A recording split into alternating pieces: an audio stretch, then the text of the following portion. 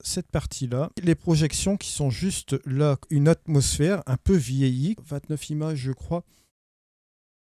Bonjour à toutes et à tous, alors j'espère que vous allez bien. Aujourd'hui, comme promis, l'extension Panorama, je viens d'avoir une nouvelle version.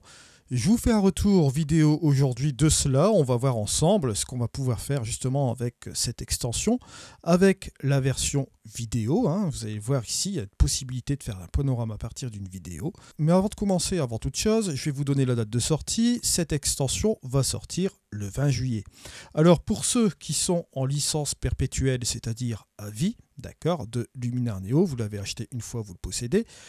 Vous avez bien sûr la possibilité d'avoir un prix spécial Early Bird. Je vous ai mis tout cela dans le lien dans la description de cette vidéo. Pour les nouveaux utilisateurs, vous avez aussi une offre. Ne vous inquiétez pas, je vous ai mis tout cela dans les liens affiliés, bien sûr. Alors, en ce qui concerne les abonnements, que vous soyez en Pro ou en Ultimate, là, vous n'avez pas de souci à vous faire. Vous allez avoir l'extension quand elle sortira, bien sûr, dans votre formule d'abonnement, que vous soyez en annuel ou en mensuel. Alors maintenant, on va commencer tout de suite le petit test. Je vais me mettre juste là. On va prendre une vidéo. Je vais prendre une vidéo d'iPhone ici. On va appuyer sur commencer. Alors, on va utiliser, pourquoi pas, cette partie-là. On va la prendre juste ici, voilà. Et on va l'arrêter, voilà. Un petit peu plus comme ça. Vous voyez, sur cette partie-là. Donc, on va dire qu'on va prendre cette séquence-là, vidéo, et on va laisser travailler. Voilà, par rapport à la précédente version que j'avais eue, on a ici les projections qui sont juste là comme ceci. Vous voyez, on les a ici, d'accord. On peut changer donc ici toutes les projections sans aucun problème, comme vous le voyez juste ici. On peut retourner en arrière si on veut recommencer la prise de séquence sans aucun problème, mais là, on va garder ce truc-là. On peut bien sûr zoomer, d'accord. Je vous rappelle que c'est toujours une version bêta. Là, ici, il m'a pris cette séquence-là. Bon, on peut bien sûr voir ici sur le côté, si vous voulez changer par exemple l'inclinaison, on peut toujours jouer là-dessus sans aucun problème. On peut revenir là, on peut ici revoir et jouer avec la perspective, comme vous le voyez là, ici. Bon, ici, c'est pas le but, on va regarder vraiment ce qui se passe, voilà, juste ici, pourquoi pas. Je me dis que bon, truc comme ça, on va dire que c'est pas mal. On va garder cette perspective-là. Et on va tout simplement continuer. Et là, voilà ce qui change aussi également. Vous avez un bouton de crop automatique. C'est-à-dire qu'il va regarder votre image et regardez, je vais appuyer, boum, il va vous proposer un crop directement dans l'image. Comme ça, vous n'avez pas à le faire manuellement. Vous êtes tranquille et vous faites recadrer. Une fois que vous avez recadré, vous avez bien sûr votre panorama juste comme ceci. Bon, je vous rappelle que là, ça a été pris à la verticale comme ceci. On a pris une petite séquence. Vous voyez que bon, là, il s'est arrêté juste ici. J'aurais dû aller un petit peu plus là au niveau de ma séquence vidéo. Comme ça, il aurait pris davantage de choses là. Mais vous voyez, bon, on va rappeler quand même que c'est une version bêta. À partir d'une vidéo, une simple vidéo d'iPhone, comme vous l'avez vu là, eh bien, on a réussi à faire un panorama comme ceci. On va enregistrer. On retrouve, vous voyez ici, notre panorama qui est là. Que va-t-on faire? C'est tout simple, on va aller directement dans les pré-réglages. Pour aller plus vite un peu. Je vais aller là. Voilà, juste ici. Alors, bien évidemment, là, je vais utiliser un de mes pré-réglages, bien sûr. Je tenais à vous préciser, petite parenthèse, que vous avez mon nouveau pack de presets qui est sorti, le Gloomy Atmosphere, d'accord, atmosphère étrange. Et vous allez voir que celui-ci, tiens, on va faire une petite pause avant de continuer sur ce panorama-là. Je vais vous présenter vite fait ce pack de presets. Alors, Gloomy Atmosphere, atmosphère étrange, vous allez voir ici. C'est un pack de presets qui est assez particulier, puisque là, la réalisation de celui-ci, le design des presets, je les ai faits justement pour un temps qui est brumeux, où vous avez beaucoup de brouillard. Est-ce qu'on peut faire quelque chose dans ces conditions-là? Est-ce qu'on peut laisser tomber les photos, etc. Ben non, il y a une solution. Je vais vous montrer ici les différents presets que j'ai fait, bien sûr, ici. Alors, pour cette photo, par exemple, je vais vous montrer, par exemple, ce preset. Regardez, Gloomy House, juste comme ça, celui-ci. Et vous allez noter que le avant et le après, vous voyez qu'on a réussi à retrouver une atmosphère un peu vieillie comme ceci. Vous voyez, c'est une des possibilités aussi. Je vais vous montrer quelque chose d'autre, cabine téléphonique, juste comme ceci. Je vais aller dans les pré-réglages, vous voyez, avec beaucoup de brouillard ici à l'arrière. Bien évidemment, bien sûr, on va pouvoir faire quelque chose d'assez intéressant là-dessus. Vous allez voir. Hop.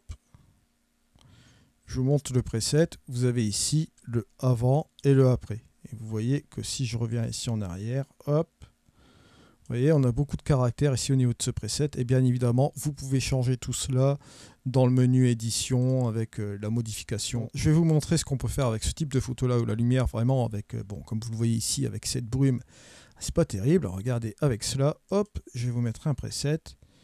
Vous voyez ici, ça change du tout au tout. Ça vous fait un petit monochrome ici teinté en bleu. C'est assez sympa. Vous pouvez aussi également utiliser les autres presets sans aucun problème. Comme vous voyez ici, ça peut aussi marcher également. Par exemple, le preset de la cabine téléphonique, comme vous le voyez ici, ça vous donne encore une autre ambiance sur cette photo-là. Et vous voyez que ça marche parfaitement. Ça fait quelque chose de pas mal du tout. Et vous pouvez toujours modifier dans votre onglet édition. Allez, sans plus attendre, on va continuer avec notre panorama. Alors voilà, après cette parenthèse, maintenant on peut continuer ici sur notre tutoriel. Vous voyez que bon, donc ce panorama ici, comment il a été réalisé avec le vertical, juste comme cela. On peut tout simplement s'amuser à mettre aussi également un preset. Je vais utiliser pourquoi pas mon pack de presets ici, le Dramatic Styles. On peut essayer de l'employer sur cette photo-ci. On va regarder, hop, vous voyez que là, ça change du tout au tout l'ambiance. Là, c'est pas trop mal, bon, avec un effet analogue. Celui-ci, hein, il est pas mal non plus. Regardez, voilà, bien sûr, il y a des modifications à faire au niveau de la vignette. On peut réduire aussi, bien sûr, l'effet escompté. Je vais reprendre quand même le premier qui me paraît pas mal.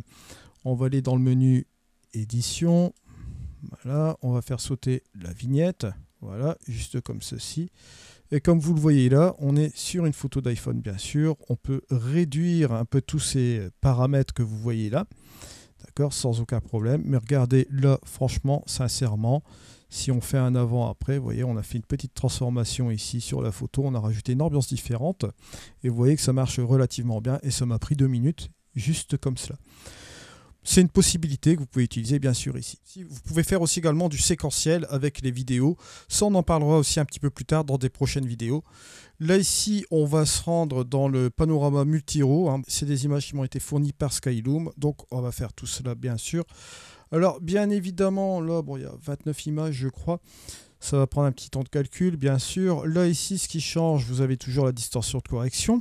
Si vous utilisez du RAW, bien sûr, ce sera en sortie TIFF. Si vous prenez du JPEG, vous n'avez pas la nécessité de le faire. Là, vous avez un bouton de dévignettage, d'accord. Et vous avez aussi la réduction d'aberration chromatique juste ici.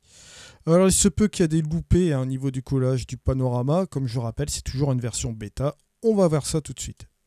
Et voilà, on a notre panorama. Bon, bien sûr, là, il est un petit peu là, donc... Alors, on va ici faire un petit truc comme ça, voilà, on le retrouve ici. Alors, c'est ce que je vous avais dit, hein. Bon, il y a toutes les photos qui ont été prises, bien sûr, pour faire ce panorama. Là, il y a eu un loupé ici sur le côté. Mais ça, bien évidemment, c'est un bug qui va être rectifié à la version finale. Alors là, on va ici mettre le panorama droit, voilà, plus ou moins comme ça, voilà.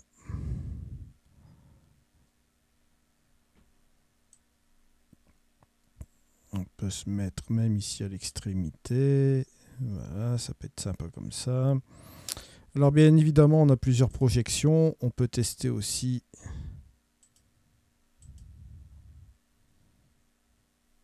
celle-ci ou alors celle-là.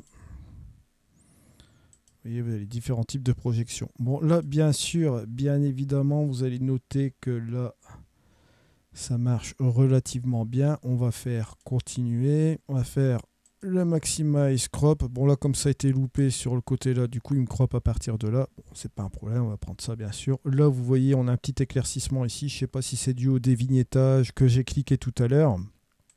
Donc là ici, on va faire enregistrer et il va me l'enregistrer sur le côté. Et voilà donc notre panorama qui est juste ici. On va aller dans les pré-réglages. Vous allez voir qu'on va pouvoir appliquer aussi un pré-réglage, pourquoi pas. Je vais employer ici les rues tranquilles. Justement, ici, on va regarder si on peut pas appliquer cela là-dessus. Voilà, regardez, on peut faire un petit test. Bien évidemment. Voilà.